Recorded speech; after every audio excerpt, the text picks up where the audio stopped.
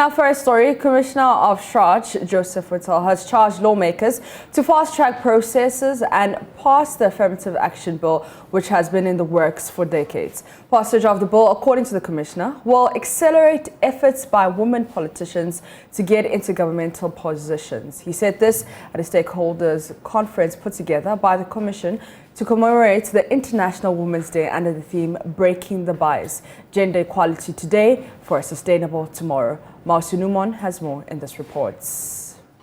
We'll bring you more of the reports later in the bulletin, but let's go to the northeast region where some parents in Wale say they're in constant fear over the safety of their school children following the disappearance of a 5-year-old girl.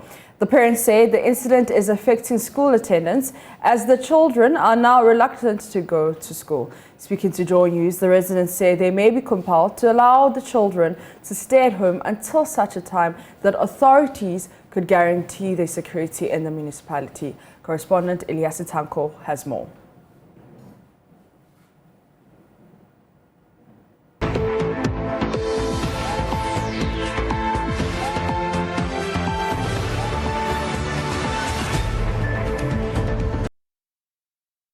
The 5-year-old girl, a Class 1 pupil of Central Baptist Primary School, disappeared while on her way home from school.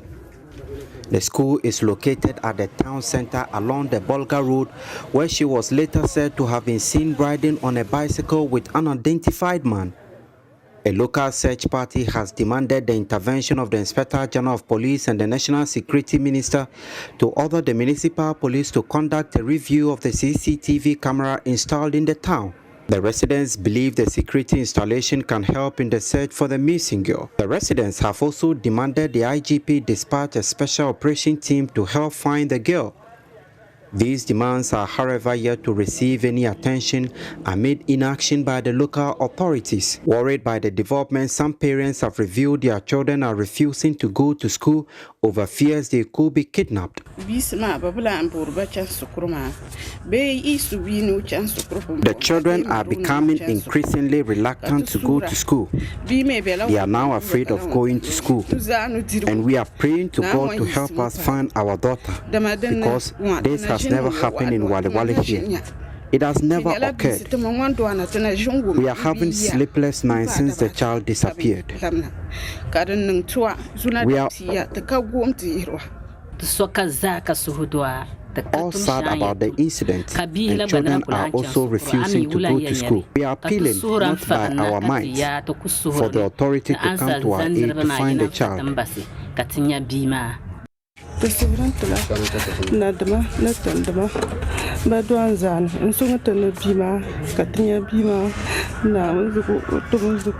are appealing in the name of God to our chiefs and opinion leaders to help us find the child. I am always scared when my child is not by my side, and because of that, the children no longer want to go to school.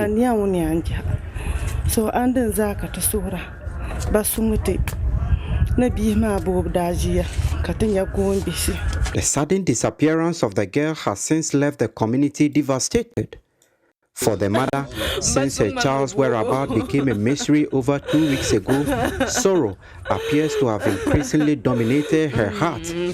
Some of the residents also shared their frustrations against the local authorities, warning of a rebellion in the coming days if the child is not found. The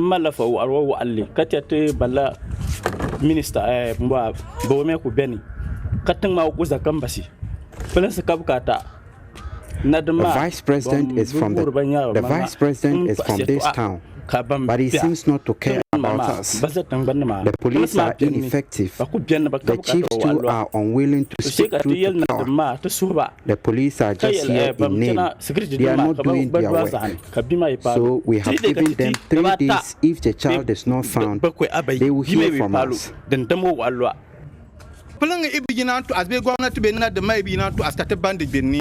If the police or the chiefs are unwilling to take action on the incident, then let no one blame us if we come out to take the law into our hands.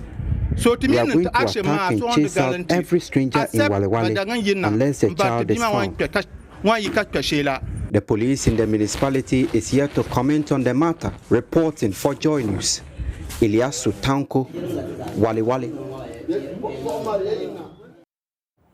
Away from that, some fishermen living along the coastline, very close to the Koli Lagoon, say it has become difficult getting premix fuel to power their outboard motors. Some of them allege persons who are not fishermen sometimes get access to the premix ahead of them and sell it at exorbitant prices. They say the challenge has resulted in increase in fish prices. Maxwell Agubas spoke to them as part of this week's Joy in My Community. I just met this fisherman here dragging their catch shoreline. It's a lot of work here actually. This is the first time I'm pulling something like this. This fishermen were able to pull this, to the shoreline. It takes a lot of strength to do that. Many of them we've been speaking to here have been telling us about how difficult it is to get premix fuel. They say that has been a challenge. In fact, when we come into this community, we saw quite a number of yellow gallons, popularly known as Kufua gallons, lined up on the streets. Fuel where you won't buy to go, say, fuel is no come. When you fuel come, then the people where they top there, only one boy. You don't have canoe, so you can buy the petrol. You go keep the petrol. When you ask a fisherman come, you go buy the petrol. You don't get so that only one person he keep the petrol printing. So when you go there, you buy only one $7 gallon. It be 520. So when you go buy from different side, you buy only $7 gallon be 1.3, 1.4. Why? You will not get share. Why you want to buy petrol? You don't go see. The person where they go see, you go the share. You don't get the petrol. Only one person will not go for see. You buy more than 70 gallons, 100 gallons. Okay. You go keep that petrol. We speak the cheap people. You don't mind it. Okay. Right now, see. Right now, all canoe you can collect. The canoe to down. So you don't get the petrol. When you get petrol, then you keep that canoe to back after. Okay. My name is Isaac Prince. The premise in Tamba. Bisu Banswa. Who are Copunuko Jina from Mount. The Becton will be a Wuniska, Okites Cabri, no Musaji, Omo Bride, no Matam, and also Wakotama. Fishermen. Okay. No plus in Kohai. Okuntuanto. Okay, you're a fisherman? Okay. Tell me, what is work like? What is business like? Tell me tomorrow.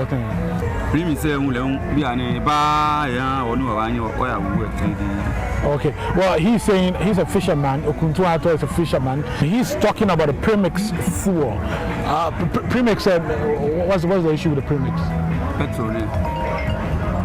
Ba niji o premix na o great neba 40 years so ne ego ba wa ga go for me gallon ji ma mo je full o le pi anyi wu aya.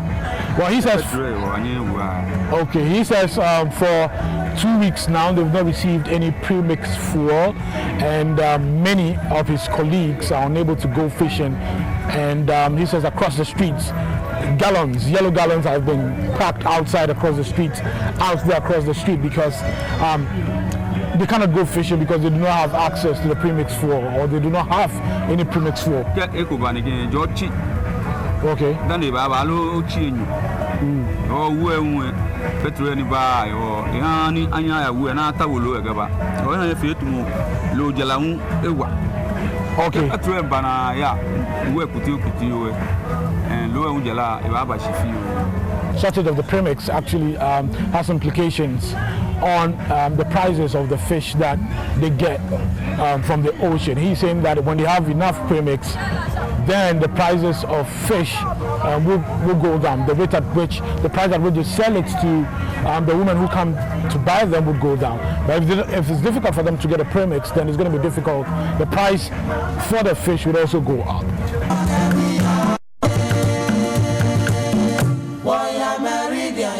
Start over time. Tell the business you are being a time. I'm in the sports again. Okay. There will let majority. Okay. She a petrol and bam now. A project she may a mamma. Yes, Some Yamiko Bassan, Kaya living in Banner Bongo, Okay. Well, essentially what she's saying is that now the fishermen have issues with premix, and that is affecting them because they are not able to go fishing to get money. And she says by extension, if the fishermen do not make money, then it means she's also not going to make money, because when the fishermen make a lot of money, that's when they come to her pub, which is right here, to come and drink, and then she makes a lot from that as well. Nancy, who came here to buy fish, says the price of the fish has gone up. She's also concerned about the plastic pollution here. Blue containers. 2 blue containers, yes. 70 cedis. Yes. Okay. Is this a lot, or has it reduced? Yeah, the measurement is same, but the price. The price. Yeah. Oh, okay. So previously, how much was it? Yeah, this probably could be 50, or you could even bargain to like 40, 45 cedis. Oh, okay. So yes. Since when did the price change today? Yes, for some time I've not been coming, but I was expecting at least if it will increase, maybe 50, 60 cedis. Okay. But I was surprised 70, so I was asking them to reduce it for me, and they said no. Oh, okay. So, okay. But because I wanted it, yeah. I just have to buy it as it is. Now, Executive Secretary of the Public Utility Regulatory Commission, PURC, Dr. Ismail Akka, has lauded the Ghana Water Company for making moves to expand water to our municipality and its environs. The move, according to him, will enable many people have access to potable water. The Jambusuwa Water Project has a capacity of pumping 15,000 cubic meters of water to the Wa Township in a day. Dr. Ismail Akka made the statement during a working tour of the Upper West region. The Executive Secretary of the Public Utilities Regulatory Commission, Dr. Ismail Akka, is on a week's tour of the 3 traditional northern regions. The aim is to interact with staff of his outfit in the regions and utility service providers, namely the Northern Electricity Distribution Company, NEDCO, and the Ghana Water Company Limited, to listen to their challenges with a view to finding ways to resolve them. His first region of call is the Upper West region, where he interacted with the staff and top managers of the utility service providers.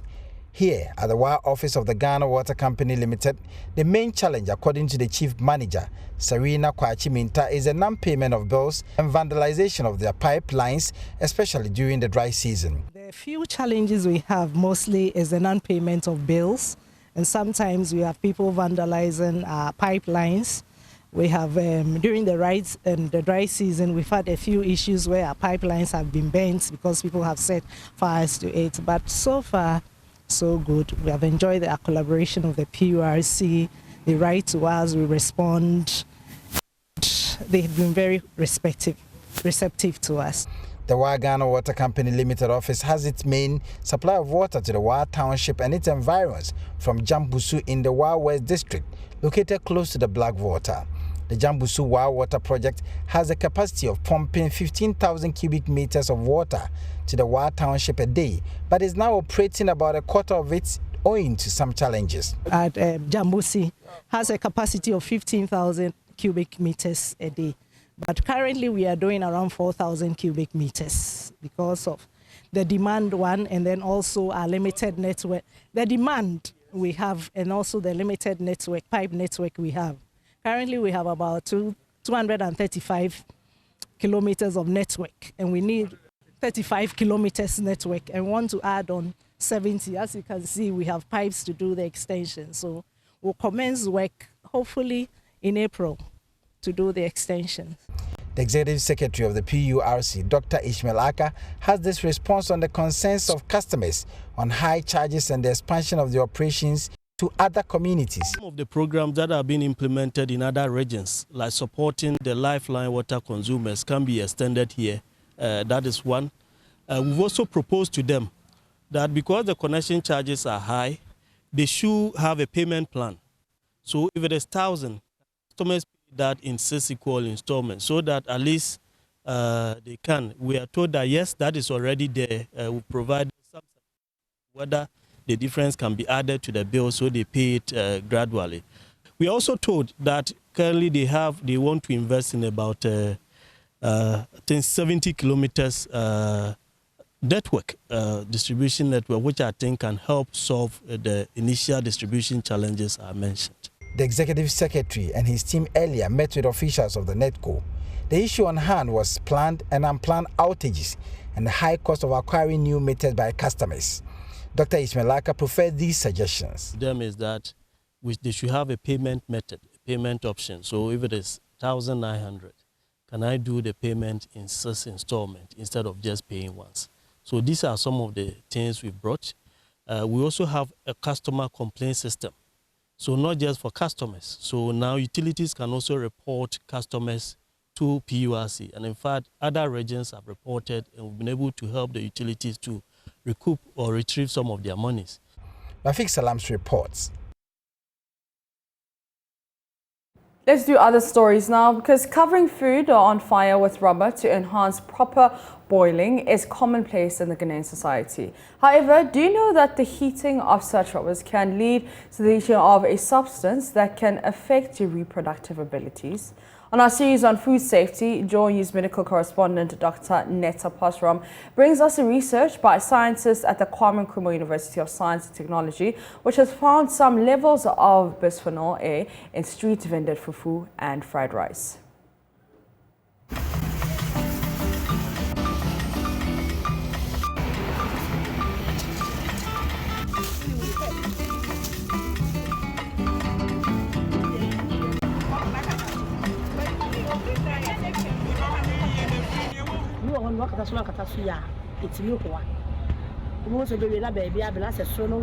I cover it with plastic, else the food wouldn't cook evenly.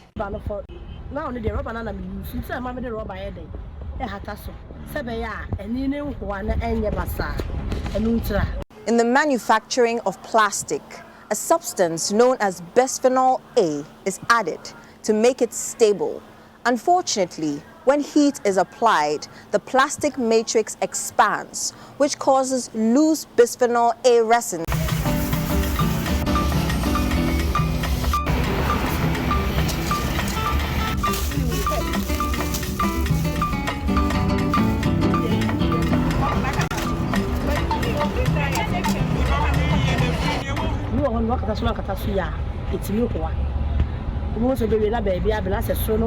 I cover it with plastic, else the food wouldn't cook evenly.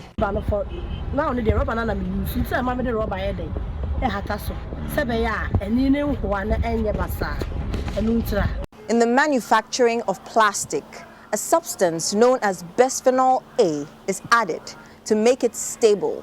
Unfortunately, when heat is applied, the plastic matrix expands, which causes loose bisphenol A resins to leach out into the food. Bisphenol A is a plasticizer that is used in making plastics.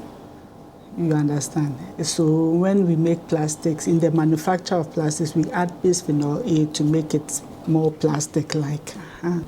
So when you heat a container that contains bisphenol A, what happens is that it expands, and as it expands, there are some loose resins of bisphenol A in the plastic. So when the mesh expands, the plastic expands, these resins are able to escape out of the plastic into the food that we are preparing. Bisphenol A has the ability to mimic effects of natural hormones like estrogen. This means it can negatively affect the processes that control reproductive development in humans. This research found levels of bisphenol A below WHO standards. However, these chemicals can accumulate in the body and will likely have a long-term effect with repeated consumption. So we realized that with the fufu, it was mostly covered with the plastic rubber in heating, and we boil it for about an hour or two to get that quantity of cassava cooked. So in doing that, the bisphenol leaches from the plastic into the food. And the interesting thing about it is that upon first use, it doesn't leach that much, but upon second use, a lot of it leaches into, because the integrity of the plastic is destroyed. So when we use it to cover again and again and again, we have more bisphenol A leaching into the food. So we found it a lot in our fufu that we consume. Food vendors are advised to desist from using plastic to cover food. Best is to use hygienic cloth. Reporting for Joy News, Dr. Netta Pasram. Joining us via Zoom is Dr. Gloria Ankabro, who's a senior lecturer at the Common Nkrumah University of Science and Technology. Good morning, Doc, and thanks for your time. Hi, Doc. I'd need you to please unmute yourself.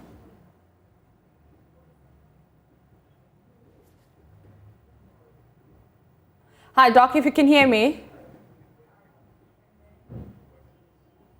All right, so we're taking a look at covering your food with plastics, and Dr. Gloria Ankabro is a senior lecturer at the Common Nkrumah University of Science and Technology, and I'm sure you are one of the people who use, if you're watching me, if you're one of the people who cover your food with plastic, and there's some terrible health effects on that. But let's go to Dr. Gloria, if you can hear me. Yes, I can. Thank you for having me on your program. Thank you so much for making time. Now, in the report we just watched, scientists at the KNUST, which you were also part, found levels of bisphenol A in the street vended fufu and fried rice. What exactly is that? So you see, bisphenol is actually a plasticizer that is used in making plastics. Okay. So bisphenol is mimics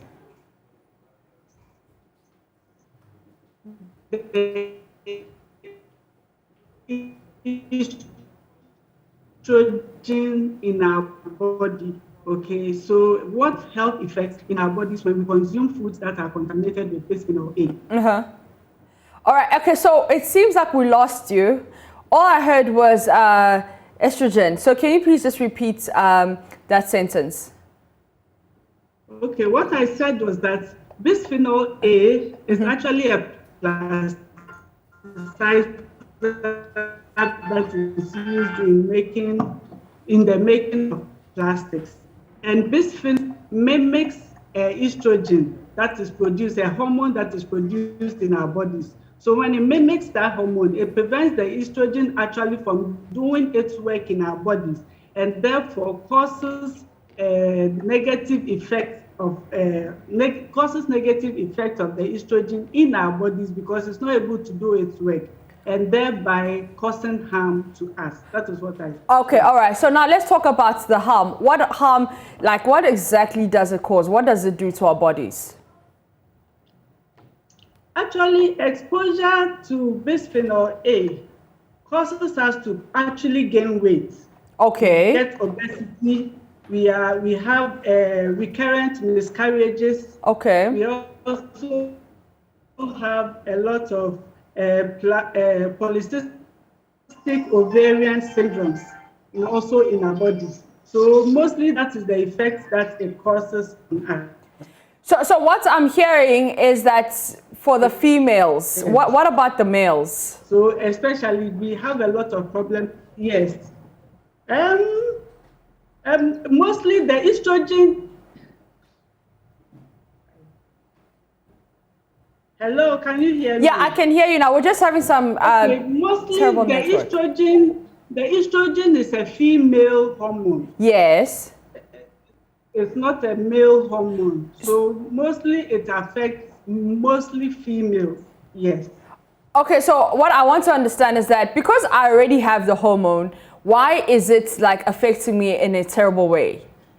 And why is it not affecting a male? It will affect males. Have to a low amount of estrogen in their body, but females, we need estrogen to help us portray the women characteristics that we have. Yes, so if it is blocked, it is prevented from doing its work, because bisphenol is mimicking it and taking its place. It prevents the estrogen from doing its actual work in our body. Okay. We have these effects that we listed above. Okay. That makes sense now. So typically, how long would you see the effect on the human body? How long does it take? Actually, from the study that we did, we realized that low levels of estrogen, low levels of the bisphenol is released into the food. Okay. But the problem is that we have what we call long-term exposure. When we are exposed to it for a very long time, then we begin to see its effect. But the problem is that we can't really pinpoint how long it affects. Yes, because every individual and the way they respond to some of these chemicals in food. And obviously, there's like once we have consumed this food, there's nothing we can do about it, or? Yes, once you consume it, actually the body is supposed to excrete it. Okay. But because of long term, because we keep being exposed to it repeatedly, it ends up being stored in the body. So the body is not able to excrete it as quickly as it should. So once it's stored in the body, then it begins to exert its negative effect on us. Okay. That's how it is. So before I let you go, so the best way to deal away with this or not be a victim of this is to not cover our food in plastic.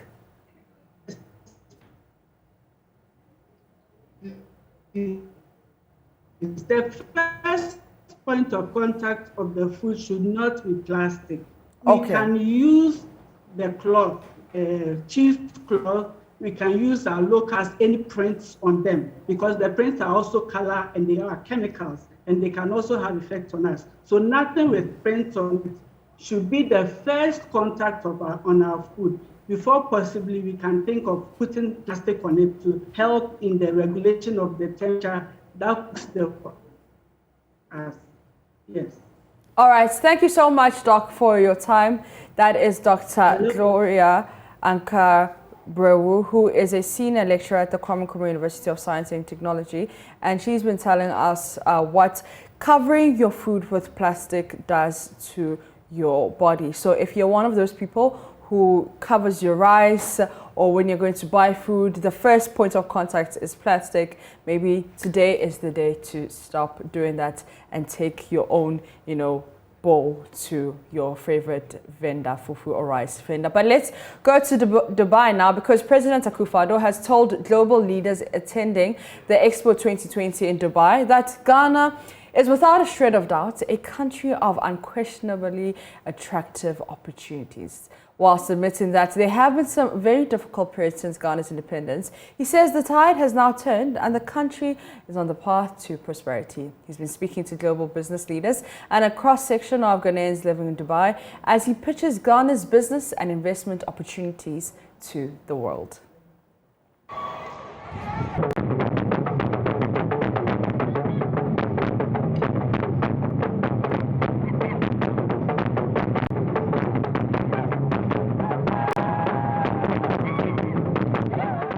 We take honor in the fact that Ghana was the first country in sub-Saharan Africa to free herself from colonial rule, and thereafter took the lead for the liberation of the African continent.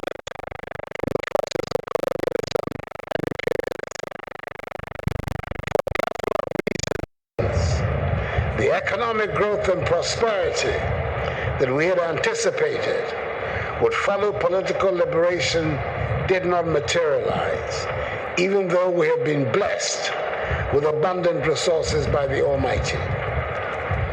We have, however, moved away from the earlier uncertainties that clouded our path towards progress and prosperity. In the last 29 years of democratic governance in the Fourth Republic have generally been the period of the greatest economic growth in our history. Unfortunately, it has not been consistent. And with our country at age 65, we are determined that it is time to get it right in a sustainable manner. Our engagement at the Expo is themed on opportunity because we are a nation of unquestionably attractive opportunities. Indeed, prior to the onset of COVID-19, Ghana in 2017, 2018, and 2019, that is during my first term in office, recorded annual average GDP growth rates of 7%, making our economy one of the fastest growing in the world at the time. Let's do our Ghana One series, and today we put the spotlight on indigenous pots. Indigenous pottery is a significant art form in the Ghanaian culture, but the country's ceramics industry has been recording a decline in production and patronage in recent times. As part of our Ghana One series, Mona Lisa Frimpong takes a look at how stakeholders want people to embrace one of the most durable forms of art, which is pottery. Clay work, pottery work is out of all humankind's handicrafts, pottery is the oldest. As the clay is shaped by human hands, decorative effects are added. The clay is formed into pots that communicate each era's most profound beliefs or aesthetic concerns. The head of department for the Integrated Rural Art and Industry at KNUST has a variety of pots on display. Professor Rudolf Steiner tells stories behind traditional pottery figurines in olden Ghana. We have two categories of pottery. We have the royal pottery and then the domestic pottery. And royal pottery is basically produced by royal potters. And the production line of royal pottery is not just like any other. There are certain rituals and performances that must go alongside production. And then we have those who produce mainly for domestic use. That's for the ordinary people. They are trained right from the onset because there are no rituals associated with them. They can start learning it when they are quite young. The traditional pottery industry was a source of employment to many indigents of Pankrono, Tanoso, Infensi, and Apiedu, among others. But ceramic shops and production areas are hardly found in these notable towns in Ashanti region. Traders say the craft has not been sustained by the youth. Others blame it on the influx of foreign ceramic products. The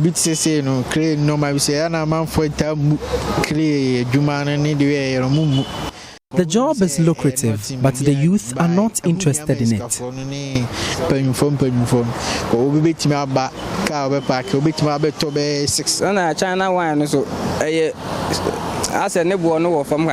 The foreign lightweight pots have taken over the market, and it is cheaper than ours. Professor Rudolf Steiner observes the interest of students studying ceramics programs have waned. The pottery business is declining. One is that the art of pottery in the community is not linked to the education of the youth.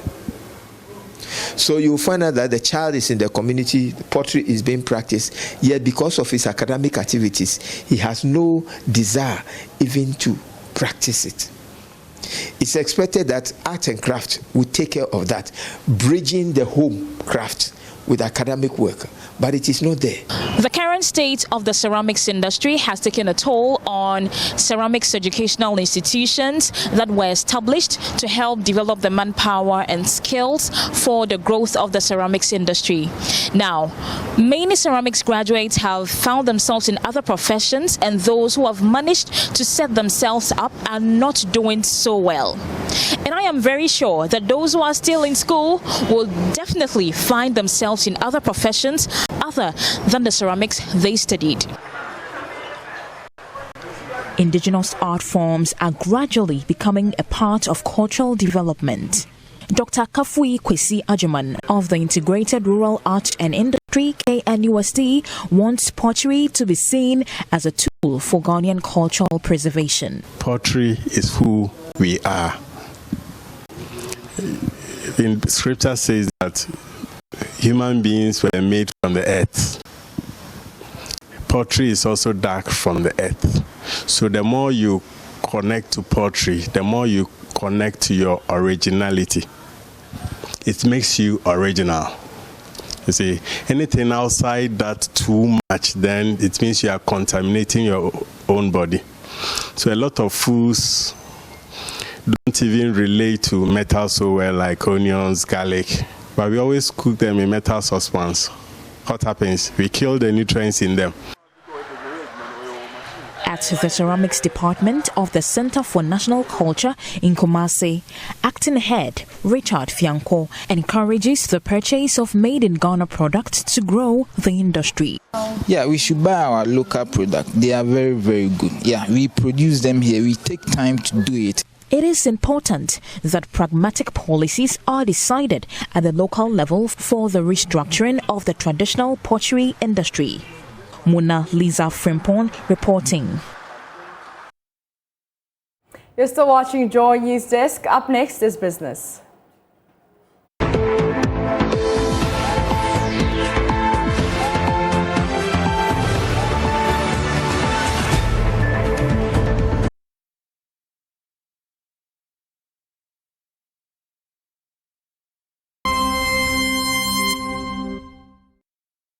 Hi, good morning. Welcome to Business. My name is Daryl Kwao. Nearly 70 workers of the Cocoa Research Institute of Ghana, a subsidiary of the Ghana Cocoa Board at Asin Rakesi in the Central Region, have been laid off following an order by a chief for the company to halt its operations in the area. Tons of cocoa pods are rotten and many more tons are getting rotten by the day after a chief in the area, Professor Okwajiman Dankwa-Meya Okokoko, set up a task force and ordered the closure of the facilities over non-payment of royalties. At a news conference at Asin Rakesi, the chief, Nana Dankwa-Meya II, condemned the action of Professor Okwajiman Dankwa-Meya Okokoko, saying he does not even have the legal right to claim the land. Richard Kojinyako has more in the following report. Ghana Cocoa Board report tons of cocoa pods have rotten and many tons of palm kernels have been destroyed, leading to huge financial loss to the company. The occurrences are as a result of the tension which has erupted at Asin Rakesi after a purported chief, Professor Okwajiman Dankwa-Meya Okokoko, and his task force besieged the Cocoa Research Institute of Ghana and stopped workers from performing their activities, claiming the land belongs to him. In the event, the purported chief pulled down the Cocoa Board signpost and replaced it with his, bearing an inscription, Okwajiman Agricultural Research Station. The farm manager of the Cocoa Research Institute, Prince Mensah, says the actions of the chief have caused a huge financial consequences to them. He indicated the chieftaincy dispute in the area has affected the institute in many negative ways and the situation needs to be addressed. And this has cost us greatly. We had cocoa that was to be broken on the Friday 21st. And that would have numbered close to 28,000 pots. That was all left unbroken. And that amounts to 18 bags of dried cocoa and presuming to be of 12,000 Ghana cedis of value. And all that has come to waste. What you see on the mat was broken last Tuesday by the very team that Nana Okwajiman brought. Realizing the sort of loss that he has caused us, he came around again with a team to break the cocoa to dry, ostensibly for which cause we don't know. But all in the interest of peace, we did not have any encounter with him. So the loss to us is great. You know, we have oil palm also here, 80-something acres of oil palm that has all been allowed to drop, which is due harvest. So ideally, the harvest, the harm cost us is great. But because management is handling the process, engaging media, engaging the courts, engaging Cocoa Board, we have had to hold up and allow the dialogue process to sort of end before operations can go on. We were doing with 66 casual workers and then 16 regular workers, making 82. But in the event of such, you could imagine that even before the close of January, we had to pay everybody. And now for February 2, we would have to see what management do. The loss is great. We cannot right away evaluate until we do our own assessment and come up. But for cocoa, oil palm, we have a challenge. The chief of Asin Rakesi, Nana Dankwa-Meya II, condemned the action of Professor Okwajiman Dankwa-Meya Okokoko and called on the security agencies to immediately arrest him for causing damage to national property. Bafo or Okwajiman, he's not the chief. That's why the letter that he petitioned the government the presidency. The letter was sent to me, and if you look at it, I think the press have a copy of it, and it's addressed to Nana Dankwa Ameya the second. It wasn't addressed to Professor Okudzi-Amah Dankwa Ameya Kukuruku. No, it wasn't. It was addressed to Nana Dankwa Ameya. We want the government to arrest this man. 1. 2, we want the government to let the man to seize him from coming to this area because the project doesn't belong to him. And as you can see, when you were coming in here, he raised a signpost, Okudzi-Amah Agric Research. Who gave him that authority? I just don't get it. So we are appealing to the government. If government has instructed him, you should let the community know. The chief indicated they will liaise with the Ghana Cocoa Board to fashion out a way of restarting work so the destruction and the losses would be halted. Reporting for JoyNews, Richard Kwejonya-Akon, Cape Coast. The International Finance Corporation, IFC, has provided over $200 million to some 6 financial institutions in the country for on-lending to women-led businesses. The move is to eliminate the lack of access to finance for women businesses. Now, speaking at an International Women's Day forum organized by the Ghana Stock Exchange, a senior country director at IFC, Chemile Hasibeyoglu, said IFC, which is a member of the World Bank Group, is committed to increasing funding to women-led firms. Women make up almost 50% of informal small and medium enterprises in the country and have little or no support. As International Women's Day is observed across the globe, the Ghana Stock Exchange is using the forum to highlight some opportunities available for women in overcoming their challenges in business. Speaking at the forum, a senior country director at the IFC Ghana, Chemile Hasibeyoglu, hinted that the IFC, which is a member of the World Bank Group, is committed to increasing funding to women-led businesses. Companies such as Activa to develop insurance products customized for women to help them become more resilient to all the risks that come in their multitasking lives from home to work. We also make extra effort to improve women's access to finance. Here in Ghana, IFC has provided more than $200 million with 6 commercial banks to lend to micro, small, and medium enterprises with particular attention to women-owned businesses. And we're certainly poised to do more. And this collaboration with GSC grows from year to year.